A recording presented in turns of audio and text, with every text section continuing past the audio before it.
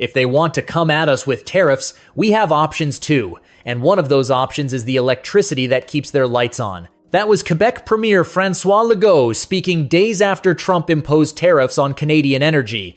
Not a threat he wanted to make, a statement of fact about leverage Trump apparently forgot existed.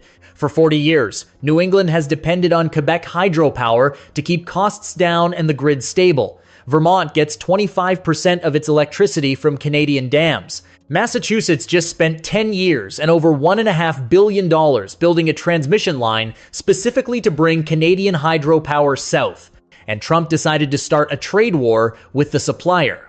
The numbers are staggering when you actually look at them. Hydro-Quebec supplies roughly 10% of New England's electricity. New York imported 7.7 terawatt-hours from Quebec and Ontario last year. Two massive new transmission lines just came online in January 2026, designed to deliver an additional 20 terawatt-hours annually to Massachusetts and New York. Fixed contracts, 20-year commitments. Infrastructure built specifically to make northeastern states dependent on Canadian hydropower. Then, Trump imposed 10% tariffs on Canadian energy exports, and Legault responded by exploring the legal feasibility of breaking those contracts, not canceling them outright, just making it clear that Quebec had options, that the transmission lines Massachusetts and New York paid billions to build could sit empty if Trump wanted to escalate. Today, we're showing you how Quebec turned electricity into a weapon Trump can't counter, how decades of energy integration became leverage the United States forgot about, and how New England's climate plans and grid stability now depend on a supplier Trump is actively antagonizing. But before we dive into this story, if you appreciate in-depth analysis like this, hit that like button and subscribe to stay informed on the stories that truly matter. So let's start with that. Most Americans don't think about where their electricity comes from. Flip a switch, the lights work, the heating runs. The grid is just infrastructure that exists in the background. But in New England, that background infrastructure is heavily Canadian. Quebec has been selling electricity to New England since the 1980s. The relationship worked because both sides benefited. Quebec had massive hydroelectric capacity from dams in James Bay and the St. Lawrence River, more power than the province needed. New England had expensive fossil fuel generation and desperately wanted to reduce emissions. Clean Canadian hydropower was cheaper than natural gas and helped northeastern states meet climate targets without building controversial new infrastructure. The main transmission line, known as Phase 2, runs 1,300 kilometers from northern Quebec to Boston. It's been delivering between 1,200 and 1,400 megawatts regularly for decades. That's enough to power over 1 million homes. Vermont has a separate dedicated line bringing in 225 megawatts, providing a quarter of the state's electricity needs. New England doesn't just import a little Canadian power during emergencies. It's structural. Last year, roughly 5% of New England's total electricity came from Canada, almost entirely from Quebec. That percentage jumped significantly during peak demand periods in winter and summer when spot market natural gas prices spike and Quebec hydropower becomes the most economical option. The value isn't just about volume. It's about reliability and price stability. Natural gas prices are volatile. They jump during cold snaps when demand surges. Canadian hydropower comes through fixed long-term contracts with predictable pricing. Massachusetts ratepayers were promised savings of $50 million annually, specifically because Quebec electricity is cheaper and more stable than market alternatives. For Quebec, electricity exports are enormous business. In 2022, Quebec earned $1.4 billion from electricity exports to the United States. In 2023, export revenues hit $3 billion when European energy crisis drove up prices. That's meaningful income for a provincial government. Hydro-Quebec paid a record $3.4 billion dividend to the Quebec government in 2022, largely driven by export sales. The relationship has been so successful that both Massachusetts and New York signed massive new contracts for additional hydropower, not spot market sales. Long-term commitments with dedicated transmission infrastructure. In January 2026, the New England Clean Energy Connect finally came online. 10 years of planning, $1.6 billion in construction costs, 145 miles of high-voltage transmission line from the Quebec border through Maine to Lewiston, where it connects to the New England grid. The line can transmit 1,200 megawatts, enough to supply approximately 20% of Massachusetts' total electricity needs.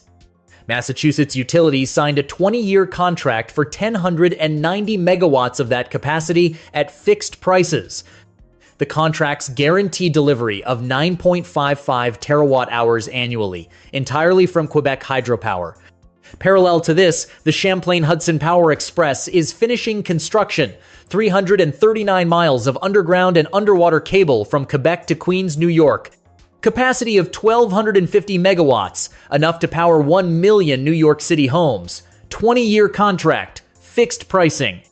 Expected to save New York ratepayers $17.3 billion over 30 years. Combined, these two projects represent nearly $13 billion in infrastructure investment. Money already spent, contracts already signed. Infrastructure designed specifically to make Massachusetts and New York more dependent on Quebec hydropower than they already were. Governor Maura Healey in Massachusetts was celebrating. The New England Clean Energy Connect was finally operational after years of legal battles in Maine. She touted it as delivering affordable, stable power and helping Massachusetts meet climate goals. New York Governor Kathy Hochul was equally enthusiastic about the Champlain-Hudson Power Express, bringing clean energy to New York City and helping the state reach 70% renewable electricity by 2030. Both governors built their energy strategies around Canadian hydropower, not as backup, as foundational infrastructure for meeting climate commitments and grid reliability. Then Trump imposed tariffs on Canadian energy imports. When Trump announced 10% tariffs on Canadian energy in early March 2025, Hydro-Quebec immediately stopped exporting electricity into New England's wholesale spot market. The main Phase 2 transmission line went silent. No power flowed south for over a week. Hydro-Quebec claimed it was about weather. Warmer temperatures made spot market sales less profitable. But the timing was impossible to ignore. The exports stopped 2 days after Trump's tariffs took effect. Premier Legault was more direct. He said Quebec was exploring the legal feasibility of breaking the new contracts with Massachusetts and New York if the tariffs weren't resolved. Not an immediate threat, a deliberate warning. Quebec has options, and one of those options is keeping the electricity at home. The threat was surgical. Legault didn't suggest cutting off Vermont's existing long-term contract. That's been running since 1987, and Vermont didn't deserve punishment. But the new contracts with Massachusetts and New York, those hadn't started yet. Breaking them would be legally complicated, but potentially possible if Quebec argued the tariffs fundamentally altered the economic terms. And even if Quebec couldn't legally break the contracts, they could make life difficult in other ways. The fixed contracts specify minimum deliveries, not maximum. Quebec could meet the bare contractual requirements while refusing to sell any additional power on the spot market. That matters enormously during peak demand periods when New England relies on imports to avoid blackouts. Hydro-Quebec CEO Michael Sabia was blunt in a February speech in Montreal. He called the Trump administration a bully and said Quebec would meet tariffs rate to rate. If Washington wanted to charge 10% on energy imports, Quebec could add surcharges to electricity exports. The contracts might prevent outright cancellation, but pricing was negotiable within certain parameters. The message was unmistakable. Trump thought he was imposing costs on Canada. What he actually did was give Quebec leverage over northeastern states that depend on Canadian electricity for grid stability and climate goals. Here's what makes Quebec's position so powerful. New England's grid runs on natural gas. Over 60% of electricity generation comes from gas-fired plants. That's fine when gas prices are low, but during winter, cold snaps, or summer heat waves, natural gas prices spike because the same pipelines supply heating, fuel, and power plants. Wholesale electricity prices can jump to multiples of normal rates.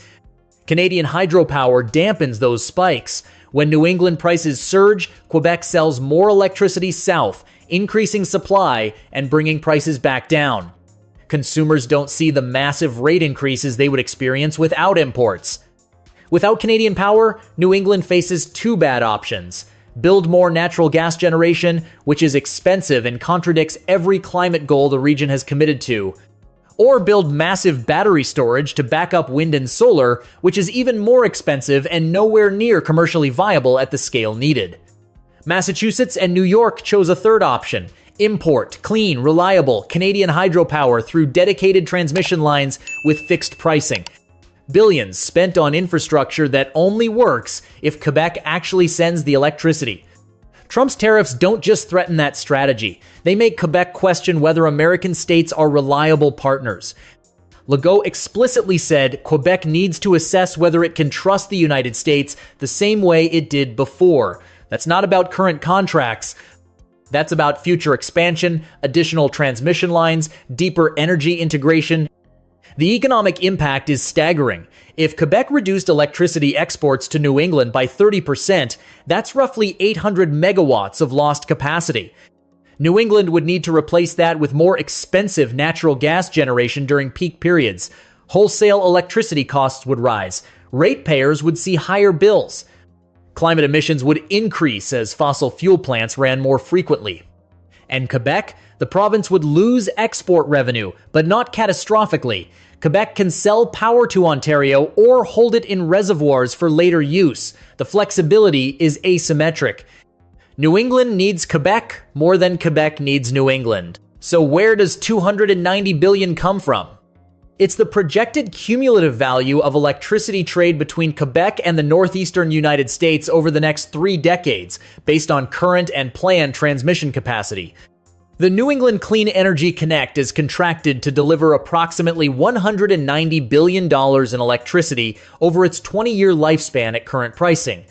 The Champlain-Hudson Power Express has similar scale over its contracts. Add existing Phase 2 deliveries and Vermont's dedicated line, factor in inflation and the likelihood of contract renewals, and you're looking at well over $290 billion in electricity flowing from Quebec to New England and New York through 2050. That's not just utility revenue, it's grid stability, it's climate goals, it's economic competitiveness for states trying to attract businesses with commitments to clean energy. Massachusetts sells itself as a green economy leader. New York markets itself as moving away from fossil fuels. Both strategies depend entirely on Canadian hydropower. Trump's tariffs put all of that at risk. Not because Quebec wants to cut off electricity, because Trump made energy security a political weapon. And Quebec responded by reminding everyone that weapons work in both directions. Trump thought Canadian energy dependence was one-directional. The United States imports oil and natural gas from Canada, therefore Canada needs American markets. That's true for oil. It's absolutely wrong for electricity. Electricity doesn't flow like oil. You can't put it on a ship and send it to Asia. Electricity moves through wires between directly connected grids. Quebec and New England are physically connected. The infrastructure was built specifically for cross-border trade. Both sides invested billions. But the dependence isn't equal. Quebec has the dams, the generating capacity, the flexibility to hold water in reservoirs or release it for power generation based on when prices are best. New England has natural gas plants, some nuclear, increasing renewables, and a structural need for more clean baseload power than they can generate domestically. When Trump imposed tariffs, he thought he was extracting revenue from Canadian energy exports. What he actually did was threaten the energy security of states that voted against him and depend on Canadian imports for grid stability. Massachusetts and New York didn't start trade wars with Canada. Their governors have been vocally critical of Trump's tariff policies. But they're paying the price because their electricity infrastructure depends on Quebec maintaining friendly relations and contractual commitments. Premier Legault was careful to distinguish between American political leadership and ordinary citizens. He said repeatedly that his issues were with Trump, not with Massachusetts or New York residents. But he also made clear that Quebec would protect its own interests. If Trump wanted to use tariffs as weapons, Quebec had its own leverage. What makes this particularly dangerous for New England is time. You can't build power plants or transmission lines quickly. The New England Clean Energy Connect took 10 years from conception to operation. The Champlain-Hudson Power Express has been in development for 15 years. If Quebec reduced exports significantly, New England couldn't replace that capacity for years. The region would face higher electricity costs, reliability concerns during peak demand periods, and complete failure to meet climate commitments. States would need to delay planned retirements of fossil fuel plants, extend the operational life of aging infrastructure, and accept that their renewable energy targets were unachievable. The political consequences would be severe. Voters already angry about energy costs would see prices rise further. Climate advocates would watch emissions increase as natural gas plants ran more frequently.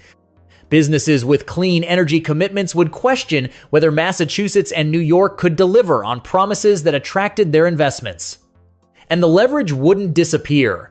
Even if Trump backed down on tariffs tomorrow, the precedent is set. Quebec now knows it can threaten American energy security. Future negotiations over trade, environmental policy, water rights, anything crossing the border will happen with both sides aware that Quebec controls electricity supplies American northeastern states desperately need. Trump thought he was demonstrating American power through tariffs. He demonstrated American vulnerability, and he gave Quebec a weapon it didn't fully appreciate having until Trump forced the confrontation.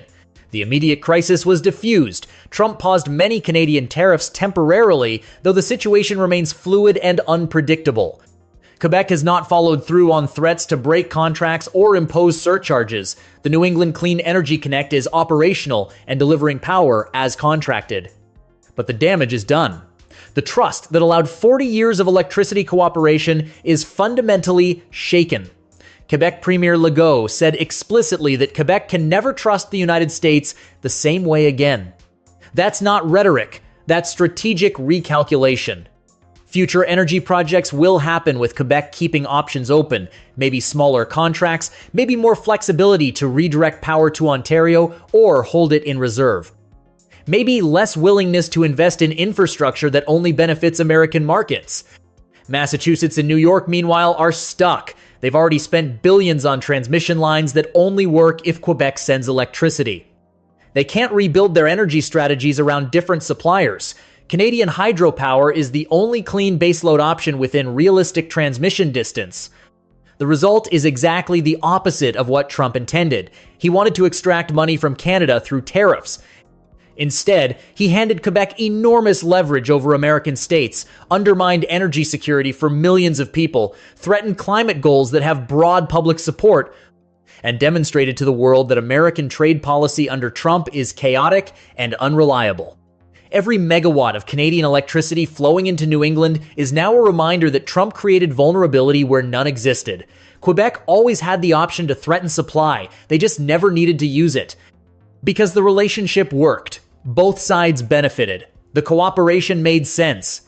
Trump ended that comfortable assumption, and Premier Legault made absolutely certain everyone understood Quebec has options. Options that would leave New England scrambling for power, paying higher prices, burning more fossil fuels, and explaining to voters why their electricity bills jumped because of a trade war they opposed. The $290 billion question isn't whether Quebec will actually cut off power. It's whether American northeastern states can ever again plan energy infrastructure, assuming Canadian cooperation is guaranteed. Trump made that assumption impossible. And Quebec is making sure Washington understands exactly what that means. The lights are still on. But everyone in New England now knows they could go dark. And Trump is the reason why.